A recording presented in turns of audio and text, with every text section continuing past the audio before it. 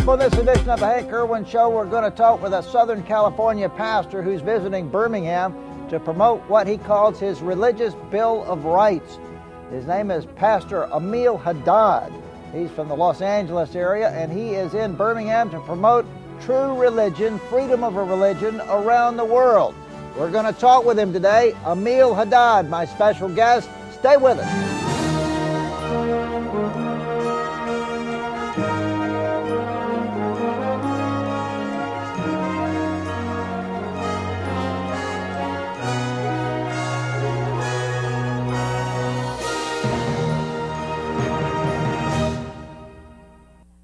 And a very pleasant good day to you, everyone, and welcome into another edition of my show. I'm Hank Erwin, and glad to have you along on another outstanding day in the state of Alabama.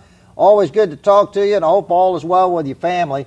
We want to introduce you today to a Southern California pastor who's visiting Alabama to promote his religious Bill of Rights, his religious resolution of rights that is really turning the world upside down. It's very low-key here in the United States, but around the world it is having ripple effects all around the world. And I wanted to profile this document today on the show and let you know what's going on, so if you ever hear about it or people ask you about it, you'll know exactly what's going on.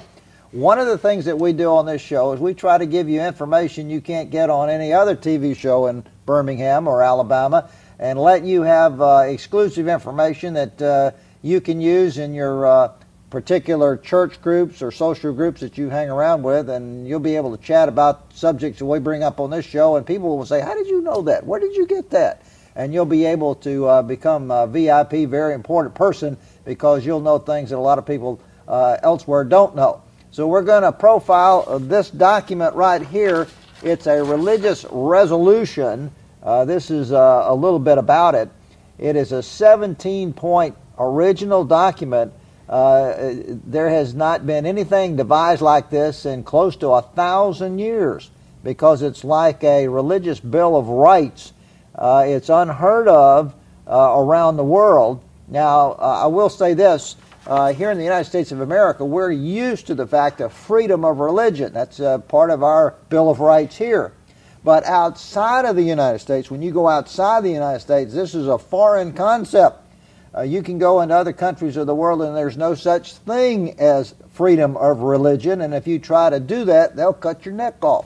You know, so this is one of the things that we want to talk about, the possibilities of trying to bring the concept of freedom of religion here in America and take it to the rest of the world and see what happens. Now, I say all of that to say this, that a Southern California pastor has been given this mission from the Lord to do this. He's with me in the studio today. His name is Pastor Ameal Hadad. He's with the Bellflower Church of God in the Los Angeles area. He's visiting Birmingham. He's come all the way from Los Angeles to be with us today on the show to give you an update of what he's doing and what kind of impact it's having around the world. So I think you're going to find this fascinating, and I think when you see the rest of the show, you're going to say, I'd like to sign on that document too and be one of the supporters of it. And we're going to tell you how you can do that in just a little bit later in the show. So I want you to stay with us. We're talking about this religious resolution, a Bill of Rights for the rest of the world, and I think you'll really appreciate it. So Pastor Ameal Hadad, welcome to the show. Welcome to Birmingham. Thank you. Appreciate you coming. This is your first visit to Birmingham? Yes, indeed. I'm glad to be here. Well, we are delighted to have you in our Magic City and hope you have a good time while you're here. Thank you. Now, you have a Jordanian background. Yes. Tell me a little bit about how you came to become the pastor of a Christian church from a Jordanian background. Well, actually, I came from Jordan in 1965 to Canada. And after spending 18 years in Canada, I was sent back to the Middle East as a pastor as well. My background is a Christian from Jordan. Like, I did not become Christian. I was Christian always. And from Canada, I went back to the Middle East for about 4 years till 1988. And then back to Los Angeles area where I went to seminary. I finished my master's in practical theology and started pastoring a church there in California. And my passion is to have integrative ministry. Like our church, we glad you have visited it yes, a few years ago, and you preached there, and the people still remember you. Our church, I like to see it as multiple ethnic congregations, international, all kind of backgrounds. So long as they can speak one language, they can worship together. I am married. I have 3 children, 5 grandchildren, and still pursuing the church in Bellflower, and president and co-founder of Ambassadors for Peace. Ambassadors for Peace. Yes. That's the name of the official organization. Yes. You're very fluent in Arabic. Yes, that's my mother tongue. That's your mother tongue. Yes. How did you grew up in Jordan, which is a very Islamic country by nature. Yes. How did you become a Christian? What's the story? You grew up as a Christian. Did that mean that your mother or your dad were Christians originally, and then you grew up in a home like this? This is some misunderstanding sometimes in the West, Senator, that people think all the people come from the Middle East are Muslims. Mm-hmm. Well, let us remember, Christianity started at the time of Christ in Jordan and Palestine, that region. Mm-hmm. So our ancestors are always Christians, yes.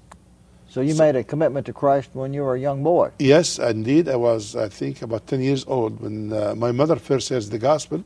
Uh-huh. She became Christians, as we call them, born-again Christians, not traditional Christians.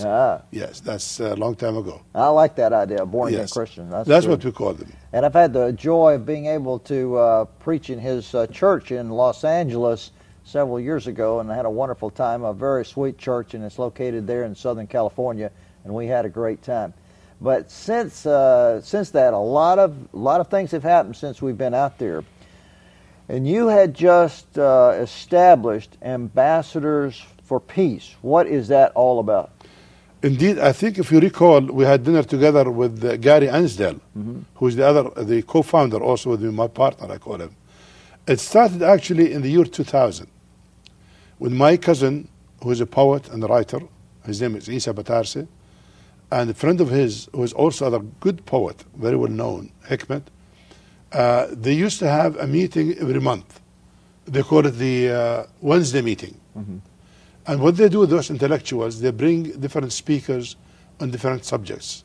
That they may bring space engineer or scientists to talk about the space or the constellations, or bring cardiologists to talk about the heart. But this time they asked me to come and speak about peaceful living between Christians and Muslims. And I said, what are you talking about? We live in America, there is no problem here.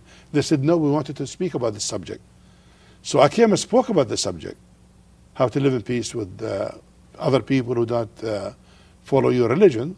It was well taken. And since then, the 2000, the idea started to ferment in my mind. Mm-hmm. If we live in America and there is a need to bring a concept or principles for people to live in peace together, in America, therefore it's needed around the world. And then 9/11 happened a year later. 9/11, of course, brought so much media about Islam, against Islam, with Islam. People became confused, and I said, there is something for us to talk about. I talked to several people about the idea, but I did not find much people catching it. Uh-huh. So I met with Gary Ansdell, whom we ministered together in the same area. And as soon as we met together, he said, you know what? I have been thinking of this for a long time. So then he drew the charter and the points, and we start promoting it. And when you came, it was the first time we ever talked to official about it. Is that right? Yes. And a lot of things have happened since then. So it's called Ambassadors for Peace is the organization. Yes, and we call it the Religious Rights Resolution. Religious Rights Resolution. Yes. And 17 points resolution. Yes. And the idea is to call for dialogue rather than violence. Is that the idea? So if there is a chance, is it time now to give just highlights of this resolution? Or? Go ahead and start that, and then we'll continue. Give a little idea of maybe the first few concepts in your resolution. Okay. Well, first of all, we say this resolution is motivated by the existence of religious hate crime. That is to say, whenever you turn the TV on, you hear the news, you see the news, you read the news, you always hear about religious hate crimes and violence in the name of religion. So that is the biggest motivation for this resolution, is to deal with violence and hate crimes that are committed by the name of religion. And what we say also, the resolution puts in writing what leaders from all walks of religious beliefs have given verbal assent to it. I have not met a religious leader yet who say he doesn't like peace, but it was always verbal. There is no commitment. We talk about it, but doesn't go further. So we decided that we put it in writing, so we'll become more accountable to our words of peace. I like that. Now hold that thought. We're going to continue visiting with Pastor Ameal Hadad. He is from the Bellflower Church of God out in Los Angeles. He's my special guest on the show today as we continue talking about the religious rights resolution that has turned many people outside the United States upside down because it seeks to bring freedom of religion to the entire world. The concept that we normally are used to in the United States, he wants to try to bring it to the entire world, and it's quite an ambitious project, and there's some exciting things happening about this whole document. So we're going to continue profiling it. We want you to stay with us on today's edition of the Hank Erwin Show. Remember, we're broadcasting live on Charter Cable Channel 6 in Birmingham, Channel 99 in Montgomery, Channel 2 in Alexander City, and also on the internet at WBIRlive.com. So stay with us on the show.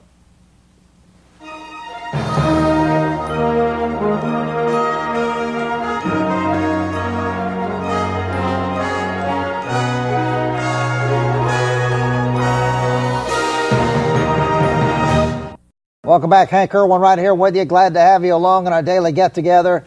We are talking about Ambassadors for Peace today. That's the organization that is the brainchild of my special guest in the studio today, Pastor Ameal Hadad from Southern California. He's with the Bellflower Church of God in Southern California. He's visiting Birmingham today. It's his first ever visit to the Magic City to talk about this document right here, which is his religious rights resolution. This is the document that is being talked about around the world. And outside the United States of America, it is really having ripple effects that people are talking about everywhere. You can go to the internet and look it up and peruse it yourself.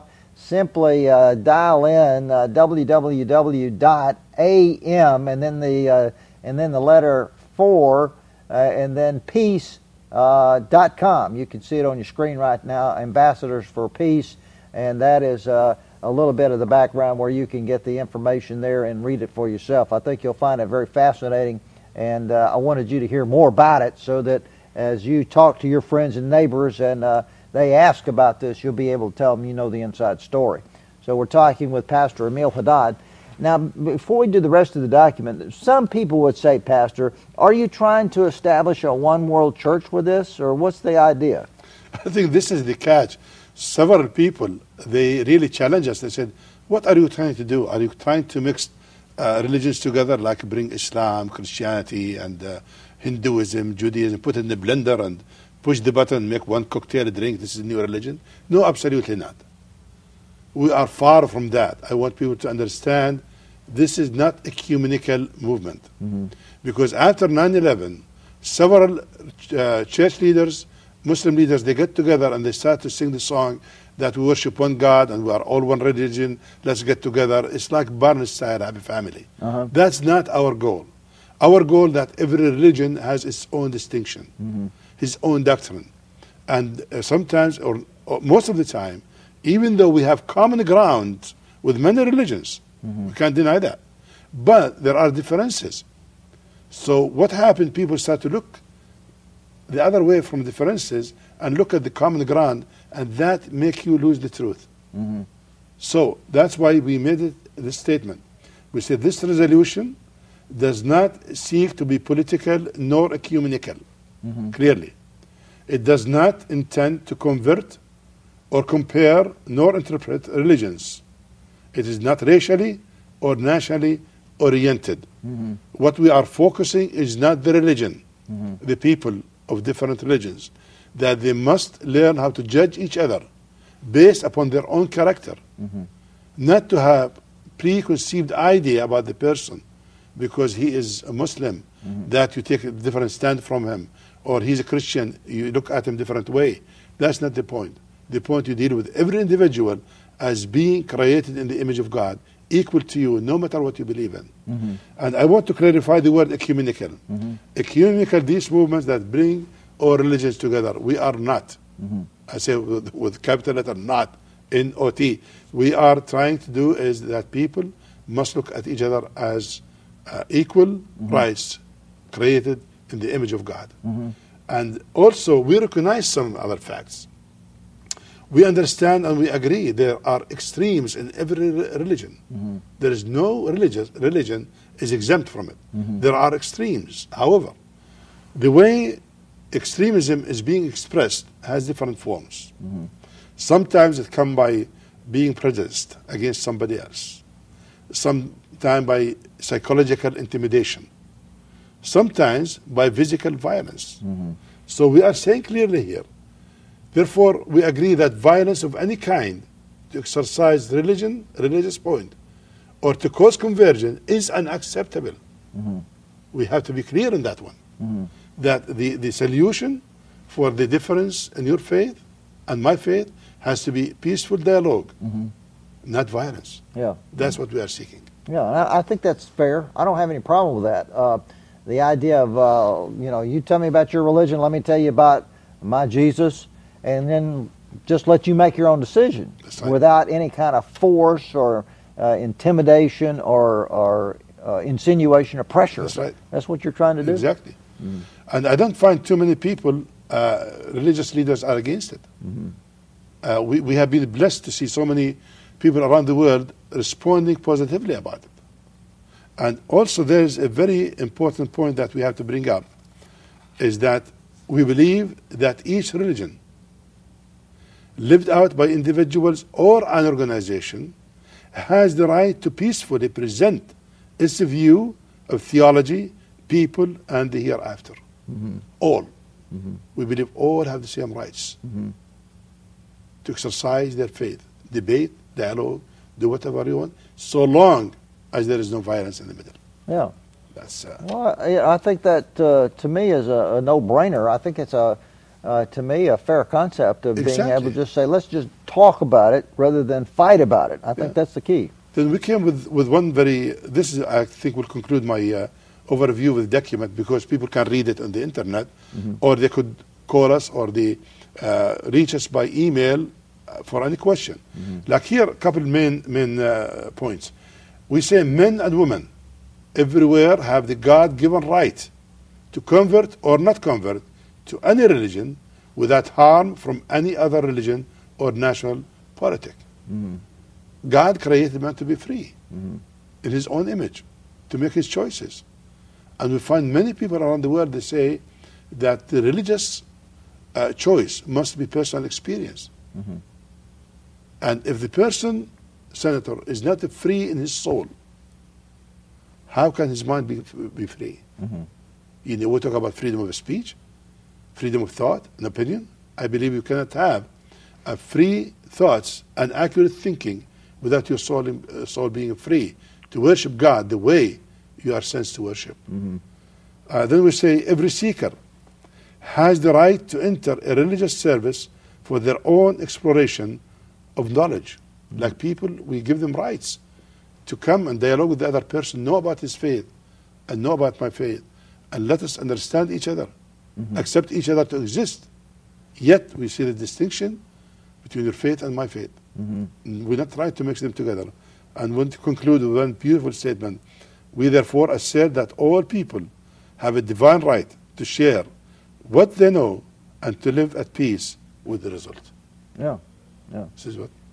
I think it's a wonderful document. I can see that God was behind this because of the way He gave it to you and Gary Ansdale out in Southern California, who is a pastor of another charismatic church out in Southern California. And it's a remarkable thing that y'all have come up with. And as I understand it, there's been no document like this in over 1,000 years. Up till now, I heard it from many scholars, which will cover some of the places we visited. They say they've never seen such a precise, accurate, or clear document presented to different religious leaders. They have been meeting for so many times, And when they meet, oh, let's dialogue. About what? What is the result of dialogue? Yeah. You bring point of view, I bring point of mind. What's also the result of debates? We debate. But if the individual has no choice, or our debates are showing just the eloquence of those speakers and scholars, but the individual is poor guy, has no right to worship God the way he believes it. We're going to continue visiting with Pastor Ameal Hadad. He is my special guest today. We're talking about his religious rights resolution. Stay with us on today's edition of the Hank Erwin Show.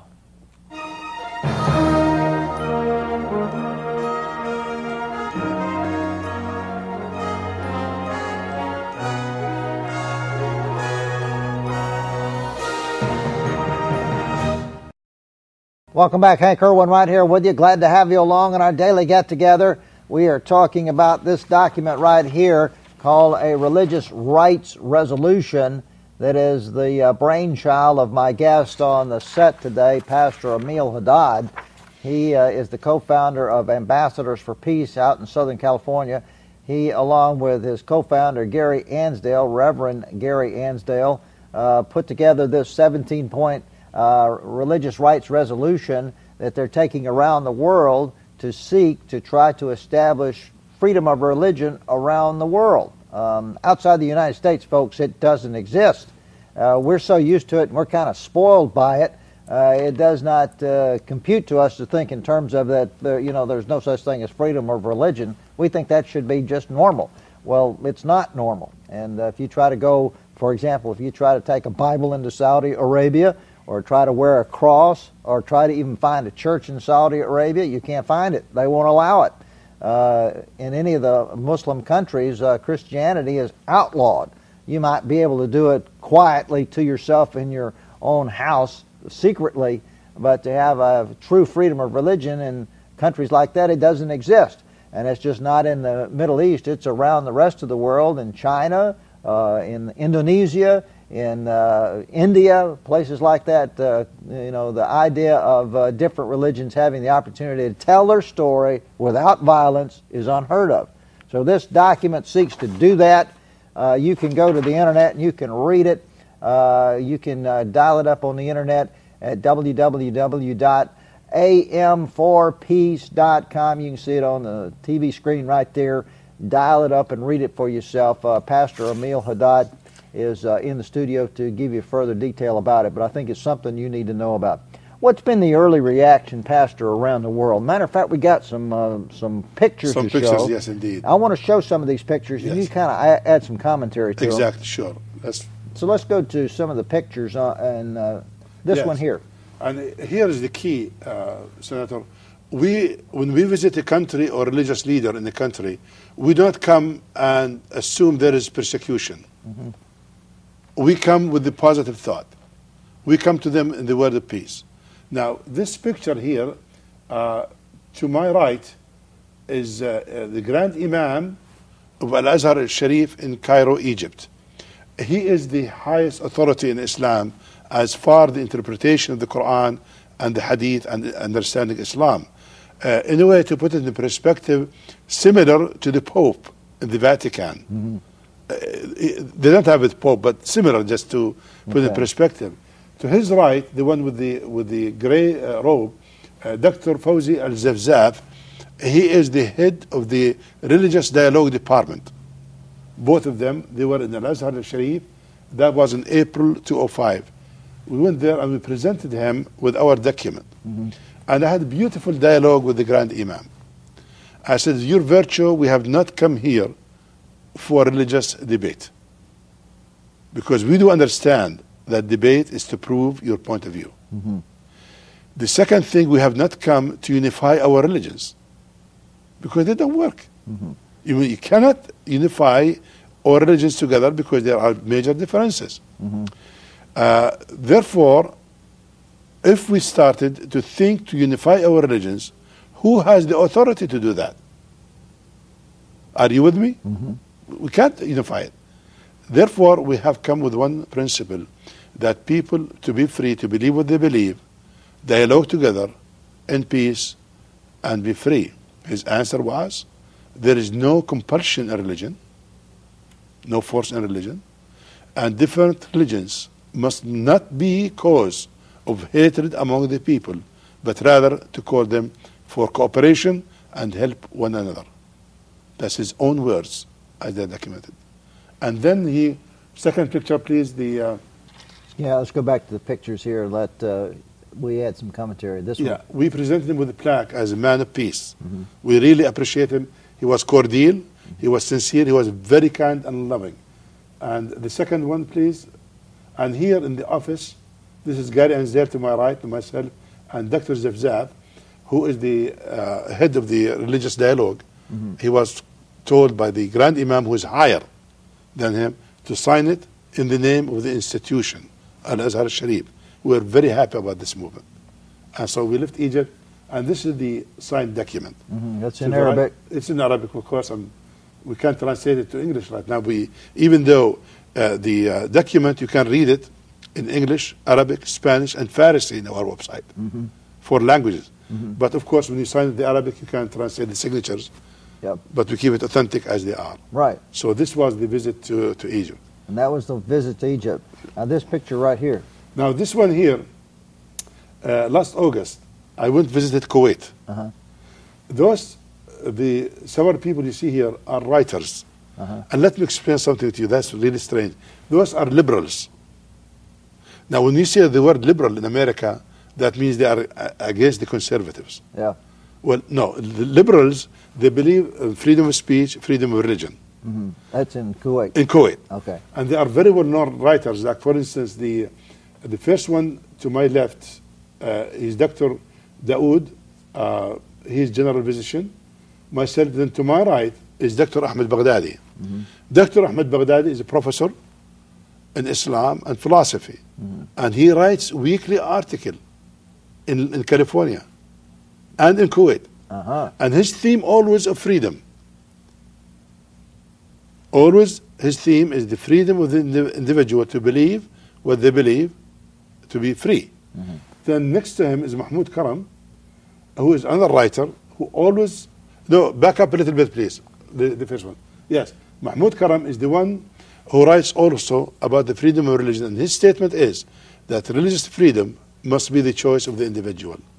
Beside him is Hassan Fakhr. He is the editor-in-chief of the Newsweek Arabic. And beside him, other engineer. The middle one is Talib al-Mawli. He is a professor of Arabic language. They were all in agreement with us. Now, we go to the next one, please. And this is in one of the Diwanis, they call them, Member of Parliament, Ali Dibari. They have a speaker every week to come and present a thought or a case or idea, whatever it is. And that day in Kuwait, I had the chance to bring AM for Peace to those people there. They are editors of newspapers, writers, members of the government, officials, and so forth. And they received my presentation very well. They all agree into the resolution.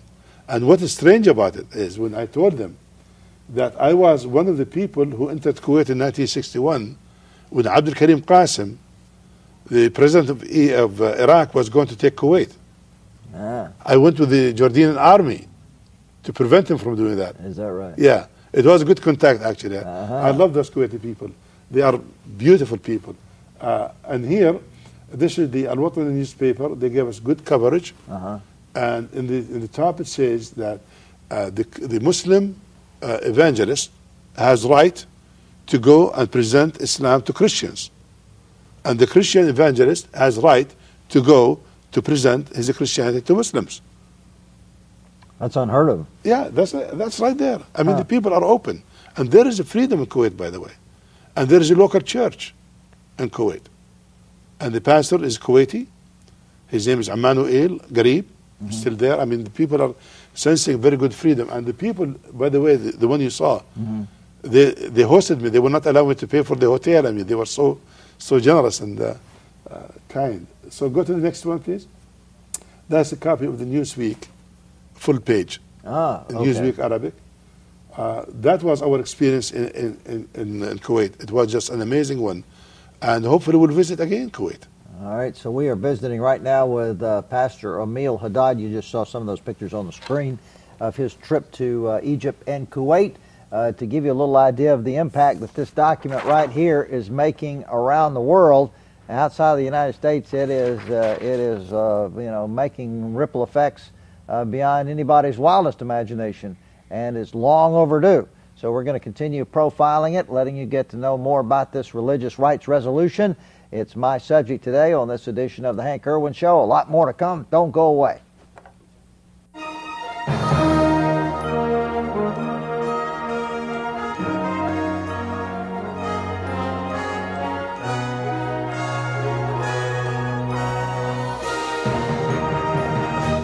Welcome back. Hank Erwin right here with you. We are talking about Ambassadors for Peace. That's the name of an organization that is promoting this document right here, a religious rights resolution. It is being promoted by my special guest in the studio, Pastor Ameal Hadad of Ambassadors for Peace. We've been talking about the particulars of the document, and we're now letting you hear a little bit more about the impact. Outside the United States, it is having an incredible impact. We just showed you some pictures of what occurred in Egypt and what occurred in Kuwait, and I think now we want to look at what happened over there in Morocco. You just came back from Morocco. Yes, last November we actually were in Morocco, yes. And in Morocco, actually, this is how it happened. I was interviewed by a channel which broadcast to the Middle East, and the host invited Dr. His name is Buhindi. Now this doctor, he is the head of the comparative religion department in the King Al Hassan University in Casablanca, and he leads a movement. He calls it the future of religions in the Mediterranean area people. And his vision, his idea that all religions are the same. He has good intention. Mm-hmm. But there is something, is not clear here. So when I was interviewed live on the show, he was interviewed in the phone. Mm-hmm. I'll show you his picture in a moment. I think that's... Why don't we go to some of those pictures? Yeah, I'll talk about that. Mustafa Hindi. He had a good heart, very, very good man. And as we talked live in the show, and he's in the phone, he said, what Pastor Haddad is saying, all religions must support him. Because what he's calling for is the freedom and peace among people. So as we talked together, he extended an invitation to go to Morocco. So we went, and we spent 2 weeks in Morocco. It was a tremendous experience, Senator, unbelievable. The next picture will show, yes, that is in the University of King Al Hassan II in Casablanca, where he had scholars, researchers, students researching in his area, and we presented our case as this document, and they were so excited about it that in the end they decided to take it as part of the study and see ways to implement this document, not to just to study it but to implement it. To my this one here is in the Jewish court, law court. Uh-huh. Now there is a large Jewish community in Morocco, and they are given the freedom to worship, and they have their own court within the Supreme Court to deal with their civil cases like marriages, inheritance, whatever. And this is the chief rabbi over there. So we took the professor Buhindi and another professor with us, and Gary Ansdale, and we went to the court, and we met with the judges. They received us very well.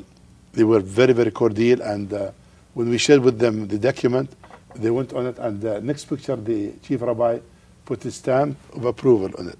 How about that? Yes, and it was a gorgeous meeting. And then Gary Ansdale gave him a verse to read from Jeremiah 29, verse 11, that God has a plan and for you, to prosper you and to give you hope. And everybody needs hope. Without hope you can't exist. Yeah. So it was so good to meet with those people. And we extended our visit also to go to Al-Uyun, that's down south of Morocco, where the case of the Polisario, the people of the desert. And the Moroccan government tried to build a good relationship with them. They provide them with doctors, and they build more cities and water and so forth. And the festival contained one item in the agenda, that is the religious dialogue. And we presented also our case for Aim for Peace, that people must learn how to live in peace together regardless to what they believe. Yeah, and I like that. A lot of people have endorsed your document over here. Yes. I mean, we have other people endorse the document. Like, for instance, Shimon Aram, a retired Israeli army general. His comments were, the only people who really could speak about peace with authority are the Christians. But where are they? Where are they silent? Bishop Monoya from Azusa Pacific, for instance. Haytham Bindugji, he is the chairman of the largest Islamic center on the West Coast. He signed on it and he endorsed it. The mayor of Bellflower, Scott Larson, he endorsed it as well. In fact, he's a member on the board with us. Oh, okay. Then perhaps you know this person, Dr. Douglas Johnson, the president of the International Center of Religious Diplomacy. He also gave us good letter recommendation endorsement. And of course the Church of God Anderson, Indiana. We received endorsement from David Wynn, who is the executive director. And then Jim Toll, who is the pastor of Church in the Way. It's about 22,000 members in it. Brad Dacus, the president of Pacific Justice, and several more. And so there's been a large group of people since you started this movement, yes, indeed, who have signed on their endorsement of it to say that we appreciate it, we believe in what you're trying to do, and count us in. Including you. That's right. I'm a part of that. Being with you, just tell us that you really approve of it and you endorse it. That's right. Well, yes. I'm going to do something special right here. I'm going to sign my name to it. Thank you so much. I'm going to put it on this document right here, and I'm going to sign my name to say I support this idea, and I want to be added to the list. And you can take this back and put it in the documents to say that State Senator from Alabama likes what you're doing. Thank you so much. We believe in it. Thank you so much, Senator. That's wonderful. Yes, we appreciate that. I think the idea is novel. It is intriguing, and it's bold, and it's daring, and I like that. And it seeks not to establish a one-world religion, but it seeks to establish the idea of let's talk about our differences without fighting over it. That's, I think, what the key to the concept of all of it is. Exactly, yes. When we meet with people, we really don't make apology about it. My friend, I know what your book is calling me. Your book called me that I am infidel, I'm no good, I'm going to hell. That's fine. That's your book says that. Also, my book says there's no salvation without Jesus. There's extreme differences here. But the key is you and I, how do we relate to each other? You know, when Jesus said, love your enemy, and more than that, here's something that I like the, especially Christian leaders, to pay attention to this. The Lord Jesus in Matthew 5:25 said, when you have adversary, someone you are in conflict with, remember that verse? Try to settle with him before you get to court. Why did he say that? He knows that in our life we are going to have conflict with people. Religious conflict, personal, whatever it is. Try to talk to your opponent. Try to talk to the one who is opposing you. There is nothing wrong with a Christian leader to sit with a Muslim leader and say, my friend, we know we're not in agreement in our religion. We know they are different. But why should we hate each other? As a Christian, I cannot hate. In fact, I have no enemies. When he said, love your enemies, therefore people are my friends. So why should be animosity or dislikes or tension? So this is what we are after. I'm talking with Pastor Ameal Hadad. He's my special guest. He's visiting Birmingham from Los Angeles. He's the pastor of the Bellflower Church of God in Southern California. We're talking about his document, the Religious Bill Resolution. You can see it right there on the internet. That's the address. Dial it up and read the rest of the document. We're going to come back with some final thoughts on today's edition of the Hank Erwin Show. Want you to stay with us. Don't go away.